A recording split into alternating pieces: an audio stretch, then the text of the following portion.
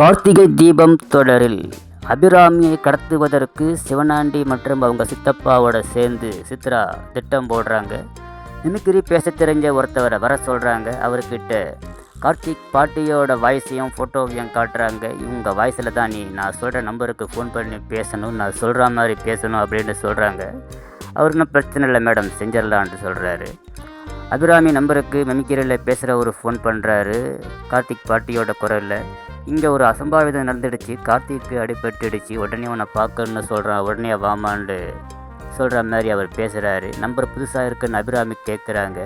அவசரத்துக்கு ஒரு இடத்துல வாங்கி ஃபோன் பண்ணுறேன், அதனால தான் நீ சீக்கிரம் வான்னு சொல்லிவிட்டு ஃபோனை வச்சிடுறாங்க. பதறிப்போன அபிராமி என்ன ஏதுன்னு யோசிக்காமல் டிரைவரை வர சொல்லி உடனடியாக கிளம்புறாங்க. அவங்க கிளம்புன உடனே சித்ரா அவங்க ஆளுக்கு ஃபோன் பண்ணி சிவனாண்டி மூலம் ஃபோன் பண்ணி வீட்டிலேருந்து கிளம்பிட்டாங்க, ரெடியாகிருங்க, கடத்தி கொண்டு வச்சுட்டு நாளைக்கு காலையில் கூட்டிக்கிட்டு வாங்க கோயிலுக்கு அப்படின்னு சொல்கிறாரு. அவங்களும் டிரைவரோடு வராங்க. வர்ற வழியில் குறுக்கல்ல வண்டியை விடுறாங்க சிவனாண்டியோட ஆளுங்கெல்லாம். டிரைவர் என்ன ஏதுன்னு விசாரிக்கிறதுக்குள்ளே ஒருத்தர் மயக்கம் மருந்து அபிராமி மூஞ்சியில் ஒரு துணியில் வச்சு அவரை வேறு காருக்கு மாற்றி கடத்திட்டு போயிடுறாங்க.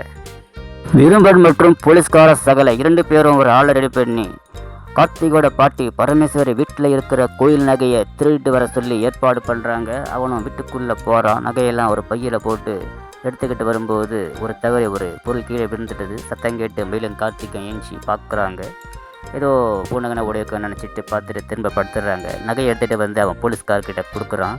விரும்பன் அவர் எச்சரிக்கிறாரு, இந்த விஷயம் வெளியே தெரியக்கூடாது, தெரிஞ்சால் உன்னை என்ன பண்ணுவேன்னு தெரியாதுன்னு அவனை மிரட்டுறாரு.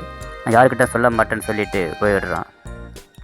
கோயில் நிர்வாகிகள் எல்லாம் அமைச்சர் வராரு வெயிட் பண்ணி காத்துக்கிட்டு இருக்கிறாங்க. வந்த உடனே அவருக்கு சால்வை போத்தி புக்கெல்லாம் கொடுத்து வரவேற்கிறாங்க. அந்த இடத்துக்கு சித்ராவும் சாமுண்டீஸ்வரியும் வராங்க.